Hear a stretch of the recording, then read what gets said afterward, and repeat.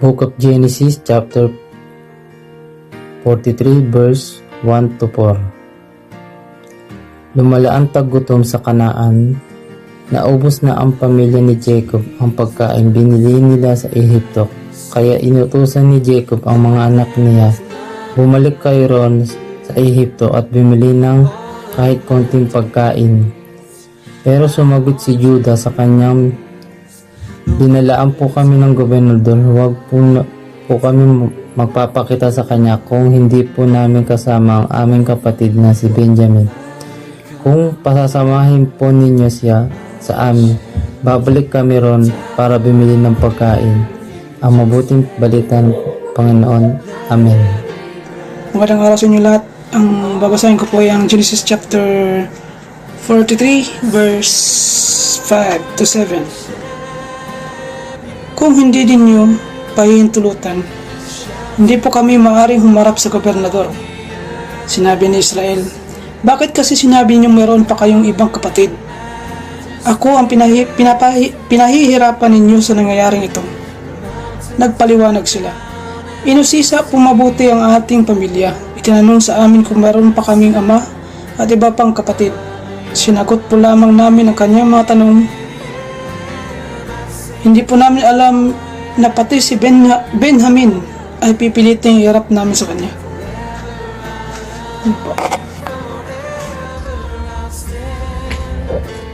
Mga kapatid, napagpala ngayong araw sa bawat isa sa atin, Lord. Samahan po ka Diyos ko sa daily devotion, Panginoon. Ang babasahin ko po ay ang Genesis chapter 43 verse 8 to 10. Sabi po dito, Then Judah said to Israel, his father, send the boy along with me and we will go at once, so that we and you and our children will live and not die. I myself will guarantee his safety. You can hold me personally responsible for him. If I do not bring him back to you and set him here before you, I will bear the blame before you all my life. As it is, if we had not delayed, we could have gone and returned twice. Amen po. Magandang hapon sa ating lahat. Ang aking babasahin ay mula sa libro ni Genesis chapter 43 verses 11 to 13. Sinabi ni Israel, kung yon ang mabuti, sige, payag na ako. Ngunit magdala kayo ng handog sa gobernador. Kaunting balsamo, pulot pukyutan, astragalo, laudano, alponsigo at almendra. Doblehin ninyo ang dalang salapi sapagkat kailangan ninyong ibalik ang salaping na ilagay sa inyong mga sako. Maaaring isang pagkakamali lamang yun. Isama na ninyo ang inyong kapatid at lumakad na kayo. Ang mabuting salita ng Diyos. Amen.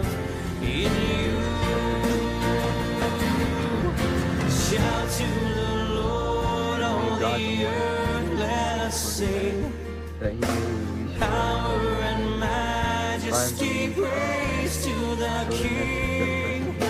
Mountains bow down and the seas roar at the sound of your name. I sing for joy at the work of your hand. Forever I love. Palang gabi po sa ating lahat. Genesis 43 verse 17 to 19. Sinunod ng alipin ng utos ni Jose at isinama ang magkakapatid. Natakot sila nang sila'y dalhin sa bahay ni Jose. Sa loob-loob nila, marahil din na tayo rito dahil sa salaping ibinalik sa ating mga sako nang una tayong pumarito. Maaaring bigla na lamang tayong dakpin. Kunin na ang ating mga asno at tayo'y gawing mga alipin. Kaya't nilapitan nila ang katiwala ni Jose at kinausap sa may pintuan ng bahay nito. Yun lamang po. Amen. Isang mapagpalang araw po sa ating lahat. Narito po ang aking daily devotion sa Book of Genesis, verse 20 to 22. So, basahin po natin. Sinabi nila, Ginoo, galing na po kami ritong minsan at bumili ng pagkain nang kami nagpapahinga sa daan. Binuksan namin ang aming mga sako at nakita sa loob ang lahat ng salaping ibinayad namin sa pagkain. Ito po't dala namin para ibalik sa inyo. May dala po kaming bukod na pambili ng pagkain. Hindi po namin alam kung sino ang naglagay ng mga salaping iyon sa mga sako namin. So, yun lamang po. Amen. Book of Genesis, chapter 43, verse 23-29. Sinabi ng alipin, huwag kayong mag-alala, huwag kayong matakot. Siguro ang Diyos ng tatay nyo ang naglagay ng pera sa mga sako nyo. Natanggap ko ang bayad nyo. Dinalan niya si Simeon sa kanila. Pinapasok sila ng alipin sa bahay ni Joseph. Binigyan niya sila ng tubig na panghugas ng mga paa. Tapos pinakain ang mga donkey nila. Niredy nila yung regalo para mabigay nila kay Joseph pagdating niya. Nasabihan kasi sila na dun sila kakain ng tanghalian. Pagdating ni Joseph, binigay nila ang mga regalo nila at nagbow sila sa harap niya. Kinumusta sila ni Joseph at tinanong, "Kumusta ang tatay niyo? Di ba sabi niyo matanda na siya? Buhay pa ba siya?" Sumagot sila, "Okay naman po ang tatay namin na servant niyo. Buhay pa siya hanggang ngayon." Yumuko sila at nagbigay galang. Tapos nakita ni Joseph ang kapatid niyang si Benjamin at sinabi, "Siya ba yung sinasabi niyong bunso niyong kapatid? God bless you, anak." Ang mabuting salita ng Diyos. Amen. Genesis chapter 43 verse 32-34. Hindi pa paglabanan ni Jose ang kanyang damdamin at halos siyang paiyak dahil sa pagkita sa kanyang mga kapatid. Kaya siya pumasok sa kanyang silid at doon umiyak. Nang mapayapa na niya ang kanyang kalooban, nagilamo siya lumabas at nagpahain ng pagkain. Si Jose ay pinaghain mag-isa sa isang mesa at ang kanyang mga kapatid ay sa ibang mesa. Magkakasalo naman ang mga Ehipsyo sapagkat kinahihiya nilang makasalo ang mga Hebreo. Kaharap ni Jose ang kanyang mga kapatid na sunod-sunod ang pagkaupo ayon sa gulang. Nagkangitian sila at takantaka sa gayong pagkakaayos ng kanilang upo. Idinudulot mula sa mesa ni Jose ang pagkain nila at 5 beses ang dami ng pagkain idinulot kay Benjamin. Masaya silang kumain at nag-inuman. Amen.